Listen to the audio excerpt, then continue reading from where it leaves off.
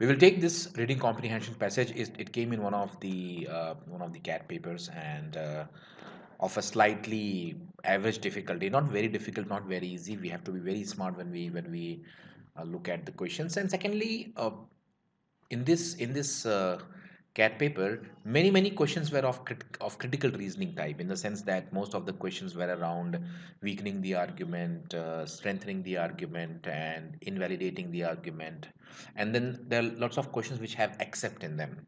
So the question would be, all of the following adds value to the discussion except, and all of the following does not add value except, something like this, the wording of the questions. So we will read the passage and then we will go ahead and take the questions. It says, in the past, credit for telling the tale of Aladdin has gone to Antoine Galland, the first European translator of Arabian Nights, which started as a series of translations of an incomplete manuscript of a medieval Arabic story collection. But though those tales were of medieval origin, Aladdin may be a more recent invention. Scholars have not found a manuscript of the story that predates the version published in 1712 by Galland, who wrote in his diary that he first heard the tale from a Syrian storyteller from Aleppo named Hanadiab. Now, what is the focus of the first paragraph?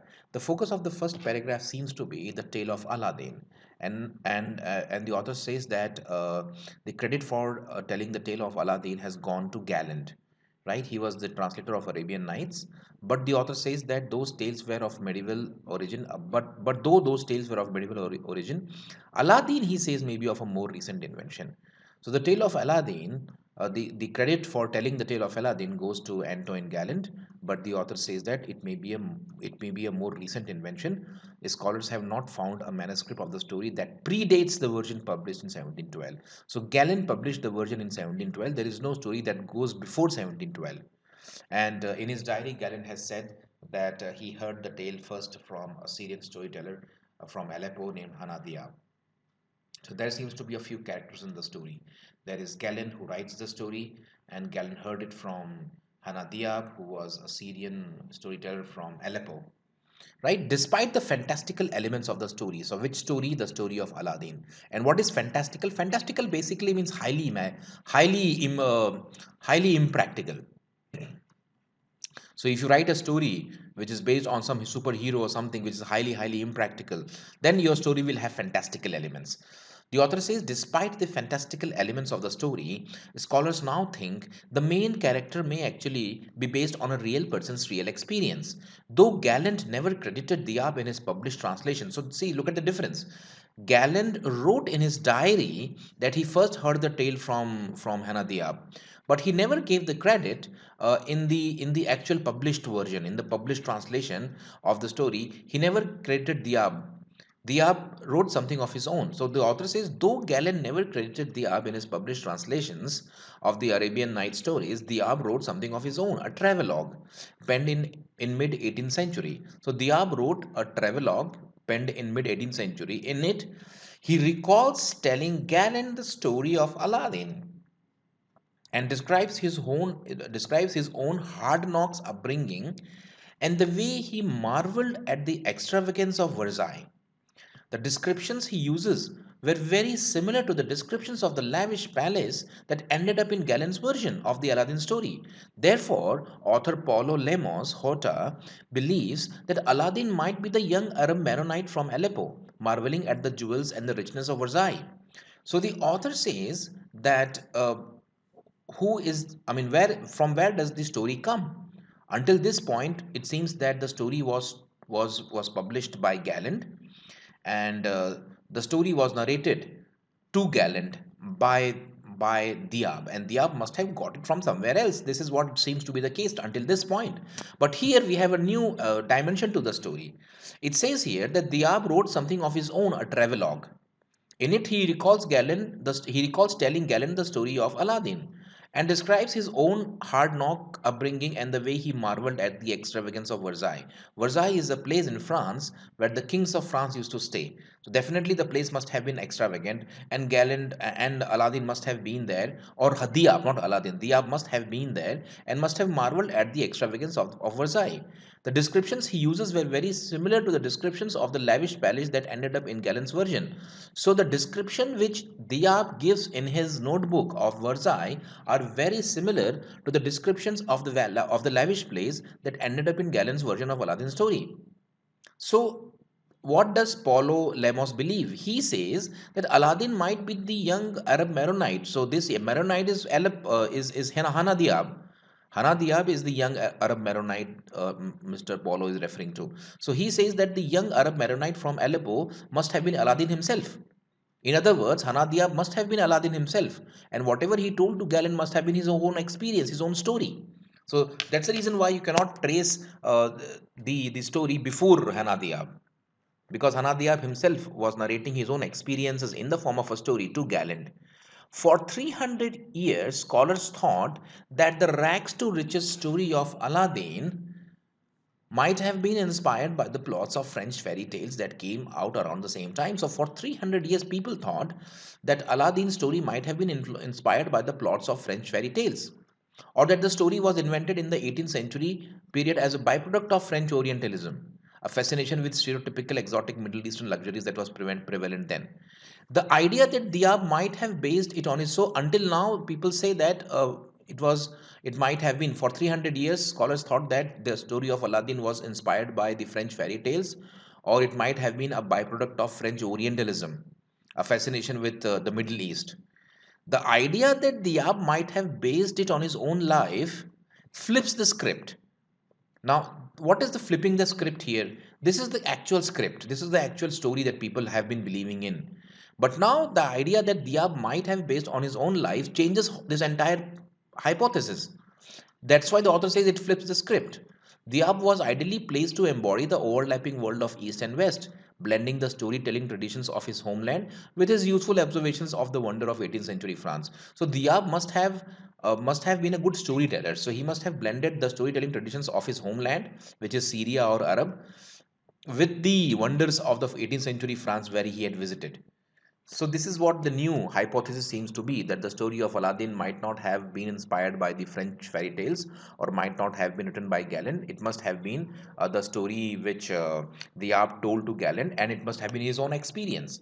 To the scholars who study the tale, its narrative drama isn't the only reason storytellers keep finding reason to return to Aladdin.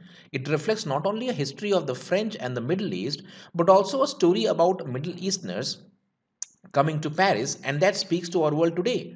As Horta puts it, the day Diab told the story of Aladdin to Galland, there were riots due to food shortages during the winter and spring of 1708 1709. And Diab was sensitive to those people in a way that Galland is not. When you read this diary, you see this solidarity among the Arabs who were in Paris at the time. There is little in the writings of Galland that would suggest that he was capable of developing a character like Aladdin with sympathy. But Diab's memoir reveals a narrator adept at capturing the distinctive psychology of a young protagonist, as well as recognizing the kinds of injustices and opportunities that can transform the path of any youthful adventurer. So, what do we have here towards the end? We have that there were certain qualities in Diab's narration and in Diab's writing that showed that he could very well have been the writer of Aladdin, and the author further says that there is little in the writings of Galland that would suggest that he was capable of developing a character like Aladdin with sympathy. But Diab's memoir reveals a narrator adept at capturing the distinctive psychology of a young protagonist, as well as recognizing the kinds of. So, author seems to be giving us evidence as to how Diab really might have been uh, the brain behind the Aladdin story, or the tale of Aladdin might have been written by this gentleman Diab. So, what do we have here? In this whole passage, we are talking about who could have been the writer of the tale of Aladdin. Initially, we go to 1712 and we see that it was narrated to Galland by someone from Syria. But from where did this gentleman get it? We don't know. Until a long, long time, it was believed that the story of Aladdin must have been inspired by French fairy tales.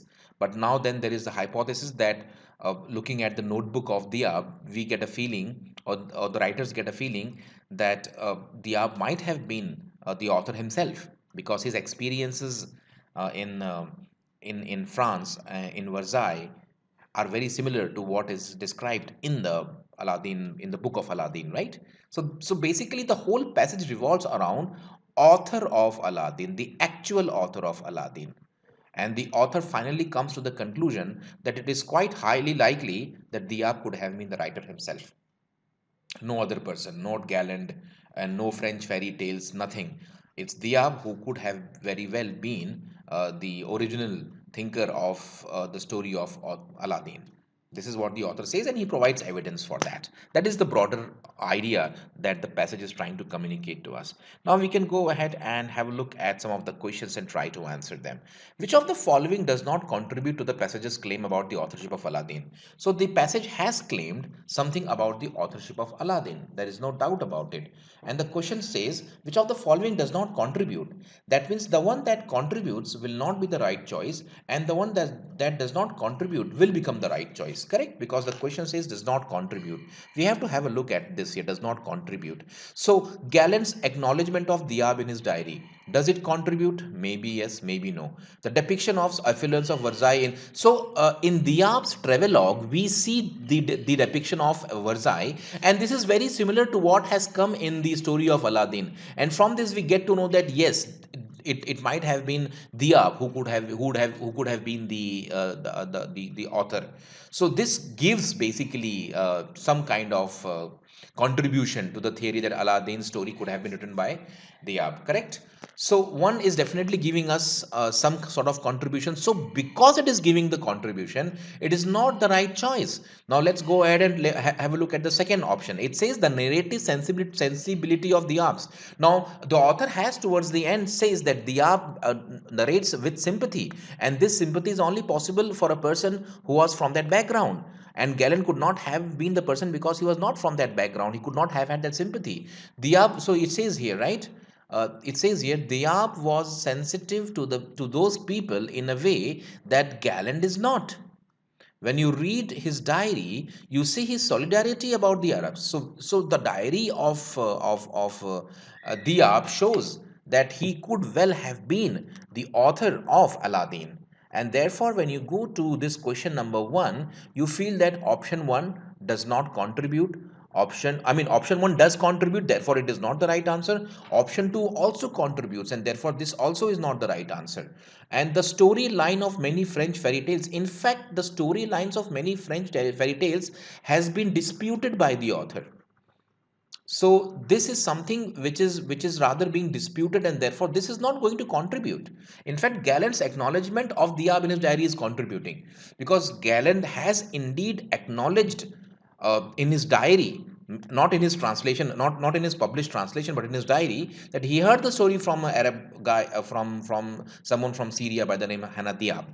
So this is also contributing, and therefore not the right answer. The storyline of many French fairy tales is not contributing, because this the author is disputing. He says that this is the belief for 300 years people had been believing that Aladdin might have been inspired by French fairy tales, but this belief is incorrect, and therefore it is not contributing, and therefore 3 is the right choice. I hope you have understood this question. It's a very, very good question. 1, 2 and 4, they all contribute, 3 does not contribute, and therefore it is the right answer. Let's go and take question number 2. Question number 2 says the author of the passage is most likely to agree with which of the following explanations for the origins of the story of Aladdin. Now the author of the passage very much says towards the end that the author would have been Diab. It's highly likely that Diab was himself the author of the story of Aladdin. So any option that points towards Diab as the author is likely to be the right choice. Fourth says Galen derived the story of Aladdin from Diya's travelogue, in which he recounts his fascination. Galen derived the story of Aladdin from Diya's travelogue. The story of Aladdin has its origins in an undiscovered, incomplete manuscript. So how does it give the credit to Diab? This option is not at all giving the credit to Diab. Instead, it is giving the credit to some medieval Arabic collection of stories. So 3 has to go out. Galen received the story of Aladdin from Diab, who in turn found it. So Diab in turn found it in an incomplete medieval. If Diab found it from some other manuscript, then how can the author say that Diab is the author himself? So you have to choose an option with which the author will agree. The question says the author of the passage is most likely to agree. That means the author should agree, and the author's agreement is with Diab, not with Diab finding the story in some medieval manuscript. So again, two goes out. Basing it on his own life experiences, Diab transmitted the story of Aladdin to Galen. See, this is right. Basing it on his own life experiences. Who is basing it? Diab. So Diab is basing it on his own life experiences. That basically makes Diab the author. Transmitted the story of Aladdin to Galen, who included it in Arabian Nights. So Diab based it on his own life experiences, transmitted it to Aladdin, and therefore Diab becomes the author of the story, and therefore one is the best choice. Many of you might wonder that why not 4? In 4, the author says Galen derived the story of Aladdin from Diab's travelogue, in which he recounts his fascination with. Now, the problem is that Galen derived the story of Aladdin from Diab's travelogue. Correct? So, eventually, what happens is here Diab transmitted the story to Aladdin, here Galen derived the story of Aladdin. So, if Galen is deriving the story, that means he is extracting the story from Diab's travelogue, in which he recounts his fascination with the. Still, the credit is being given to Galen, because he's not actually uh, taking the story as it is, but he's deriving it, he's basically modifying it, and he's extracting it. But this is not as close as option 1 is, because across the passage it's quite possible that across the passage it is his own life experiences which the author says makes Diab the writer, uh, and he transmitted the story of Aladdin. Because understand this, it is categorically given in the passage that Diab told it to Galen. So it would be wrong to say that Galen derived it from Diab's travelogue. Because in 1712, Galen published this, and in mid 18th century basically somewhere in 1750, Diab wrote the travelogue. So the idea is that Galen would not have derived it from the travelogue. Galen would have heard it from Aladdin. Sorry, from Diab. Galen would have heard it from Diab. That's why Diab transmitted the story to Galen. So this transmission is happening from Diab to Galen rather than Galen taking it out from Diab's travelogue. This is disputed. This is not even given in the passage that Galen stumbled upon Diab's travelogue. We have Diab's travelogue today with us. Today, the author has Diab's travelogue because it is still there. But Galen might not have had any access to Diab's travelogue. There is no evidence of that. Yes, Galen did come across Diab, and Diab must have narrated orally the story of Aladdin to Galen. So one is definitely a choice better than 4, and one is the right choice. Which of the following is the primary reason for why storytellers are still fascinated by the story of Aladdin? It is given in the passage that why they are still fascinated, and it is somewhere here that look at this. It is given here to the scholars who study the tale. Its narrative drama isn't the only reason. So narrative drama is one of the reason, but that is not the only reason, the author says. Its narrative drama isn't the only reason storytellers keep finding reason to return to Aladdin. It reflects not only history of the French and the Middle East, but also about Middle Easterns coming to Paris, and that speaks to our world today. And that is what the author says, that it even speaks to our world today, and it reflects, he says, it reflects the history of the French and the Middle East. Let's go and check which option is very close to it. The story of Aladdin is evidence of the 18th century French Orientalist attitude. No, it reflects the history. So the tale of Aladdin documents the history. This could be one of the choices. And the traveler's experience that inspired the tale of Aladdin resonates today. Both are possible because both are given. See, understand, it is given here in the passage. Look at this. The author says that, but also Middle Easterners coming to Paris, and that speaks to our world today. So the story speaks to our world today. So the traveler's experience that inspired the tale of Aladdin resonates even today. So resonates even today basically means speaks to us even today. The tale of Aladdin documents or reflects. Understand, there is a huge difference between reflect and document. Look at this. Document means it's a factual thing. Also, Middle Easterners coming to Paris, right? It reflects not only a history of the French and the Middle Ages, it reflects a history, whereas you document a history. There is a difference between reflect and document. When you document something, it becomes totally factual. You do documentation, you document something means it becomes purely factual and informative. But Aladdin's story is fantastical. If you look at the story, the author has said towards at the start that Aladdin is basically a fantastical story. That means it is highly imaginative and impractical. So it is not documenting history, rather it is reflecting history. So the background is historical, but the story in which things are happening is unrealistic. That's why to reflect history is much different from document history. So if you make a movie which is based on Second World War and the movie involves love affair, so you would say that the movie reflects Second World War scenario. But you would not say that it is documenting Second World War. This becomes more of a scholarly, factual, informative kind of a thing. And this basically shows that it is there in the background. So reflection is just in the background, whereas documentation is more realistic, academic, and factual and informative. That's the reason why it is wrong to say that the tale of Aladdin documents the history. It should be reflects the history, and there is a huge difference between the two. Whereas the traveler's experience that inspired the tale of Aladdin resonates today. Why? Because it speaks to us even today, and therefore it resonates even today, and therefore 2 is better than 3. Difficult question, but 2 is definitely better than 3. The archetype of the rags to riches story. This has not come here. The author says it is the narrative drama. That is one reason. The narrative drama is one reason, and the other reason is what?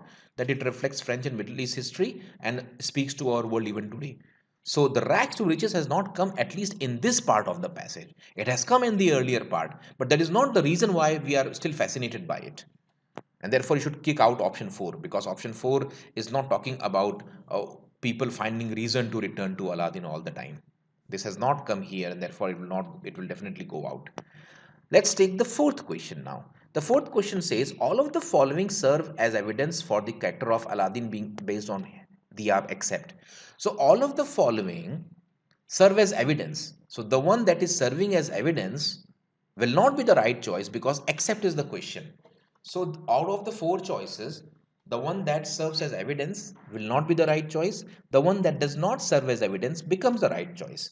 So Diab's cosmopolitanism and cross, yes, Diab came from Syria or Middle East, and he went to France, to different places, and therefore there was definitely cross cultural experience and cosmopolitanism that shows that he could have been the character of Aladdin. So this is one of the points that is serving as evidence, but we want to mark for accept. So this is not the right answer, because this is serving as evidence. Diab's humble origins and class struggles, yes, because Aladdin himself was a poor guy in the story. And Diab's humble origins and class struggles shows that he could have been very much sympathized with Aladdin and could have experienced what Aladdin was going through in the story. So this also serves as evidence. Diab's description of the wealth of Versailles in his travelogue. So the wealth of Versailles in the travelogue, or wealth of any other place, because he saw the wealth of Versailles, he saw basically some kind of luxury and extravagance.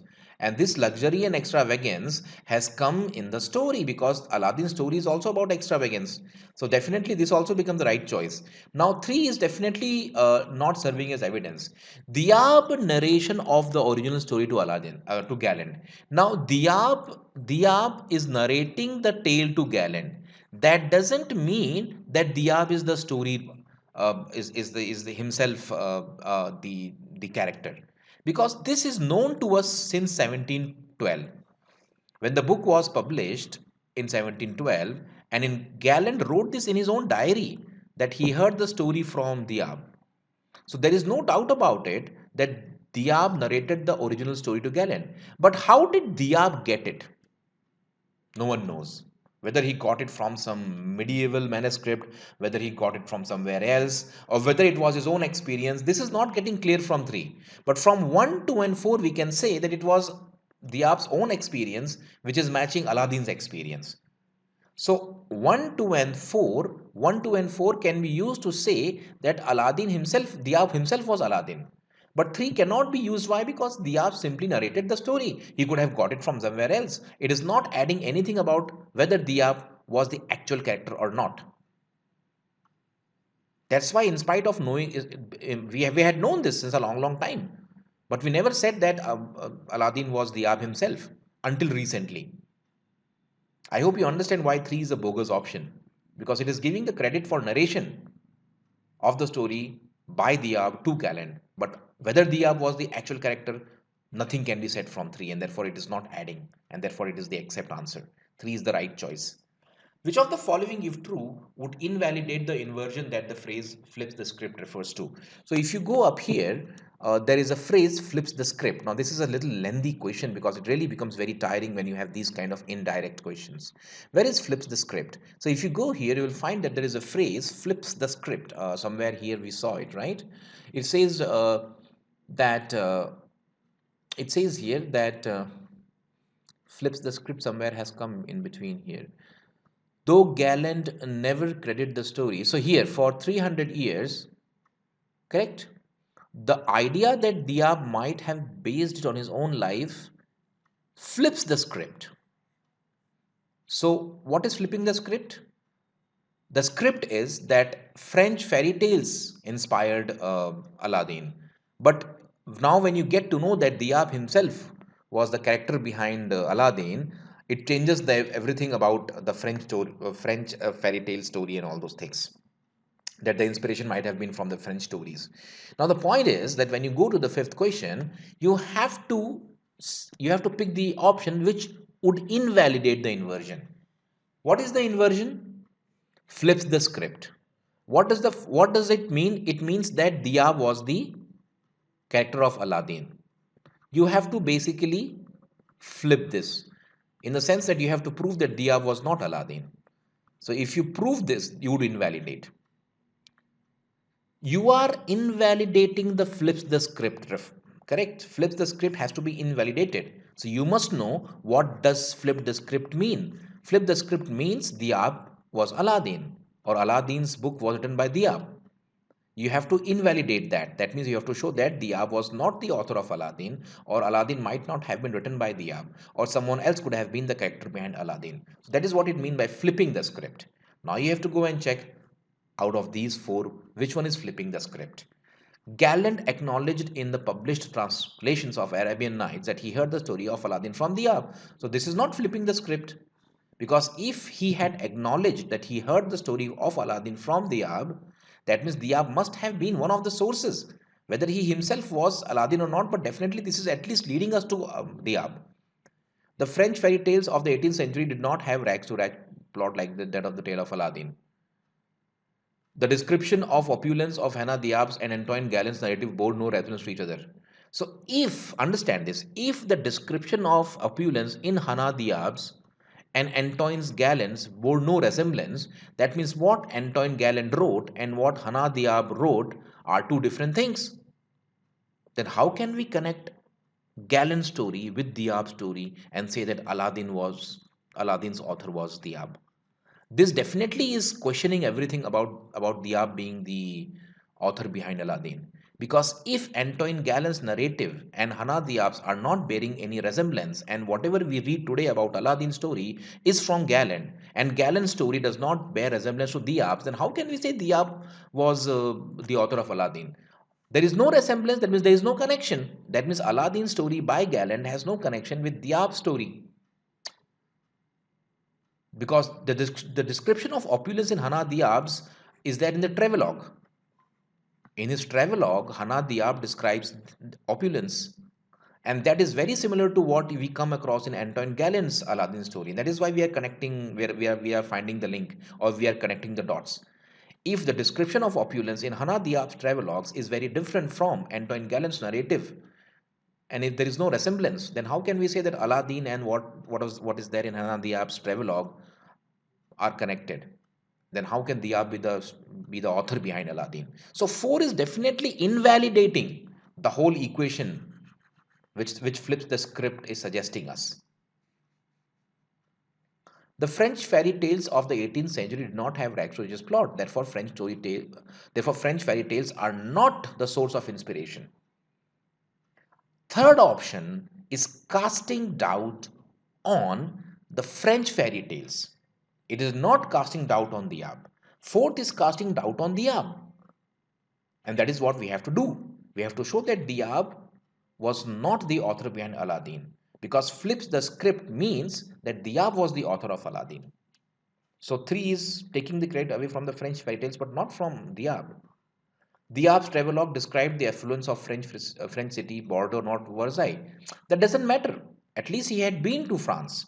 So Bordeaux might have been just as lavish as Versailles because they were both French cities. So affluence was there both in Versailles and affluence was there in Bordeaux. By some mistake, he might have described the extravagance and affluence of Bordeaux as the affluence of Versailles. But that doesn't mean that he was not the writer because he definitely has been to France, that means. But somehow he mistakenly has mixed up Bordeaux with Versailles. But that is not taking the credit away that he hasn't been to France. He has definitely been to France.